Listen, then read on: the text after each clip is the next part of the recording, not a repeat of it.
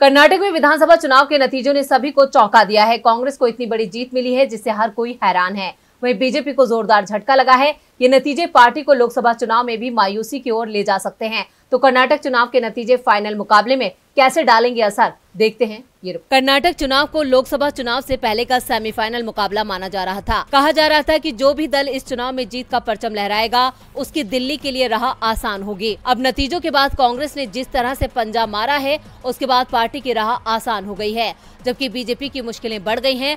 Party ने एकमात्र दक्षिण राज्य को खो दिया है। वहीं साल 2024 के लोकसभा चुनाव में पार्टी की सीटें कर्नाटक में घट सकती हैं। कर्नाटक में करारी हार के बाद बीजेपी के भीतर गुटबाजी और ज्यादा बढ़ेगी, जिसका नुकसान लोकसभा चुनाव पर पड़ेगा।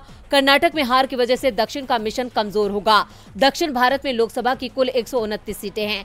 इनमें से बीजेपी के पास अभी सिर्फ 29 सीटें हैं। दक्षिण भारत के राज्यों में कर्नाटक को बीजेपी के लिए सबसे मजबूत राज्य माना जाता है। यहाँ पर बीजेपी पहले भी कई बार सरकार बना चुकी है, लेकिन इस बार उसे हार मिली है। अब दक्षिण भारत के अन्य राज्य तेलंगाना, तमिलनाडु, केरल और आंध्र प्रदेश में जीत हासिल करना बड़ी चुनौती होगी, जिसका सीधा असर 2024 लोकसभा चुनाव पर पड़ सकता है। आपको बता दें कि दक्षिण भारत के कर्नाटक, तमिलनाडु, केरल, तेलंगाना, आंध्र प्रदेश और पौंडीचेरी में मिलाकर लोकसभा की कुल 129 सीटें हैं, जिनमें से बीजेपी के पास फिलहाल 29 सीटें हैं। इसमें से भी 25 सीटें उसे अकेले कर्नाटक से ही मिली हैं।